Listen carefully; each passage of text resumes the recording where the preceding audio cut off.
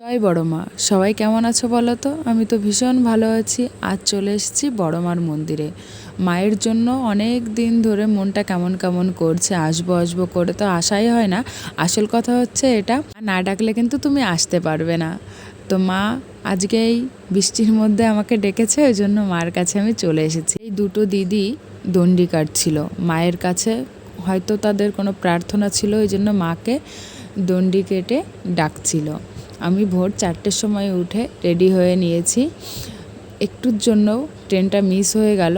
পরের train 30 minute পর ছিল। পরের ট্রেন করে আমি চলে এসেছি নৈহাটিতে।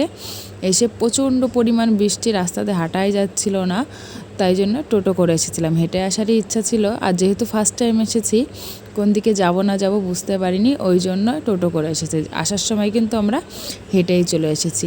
বড়মার মন্দিরে খুব লাইন পড়ে, আগে পরে অনেক ভিডিওতে দেখেছি, আর সত্যিই খুব লাইন পড়ে এই বৃষ্টির মধ্যেও।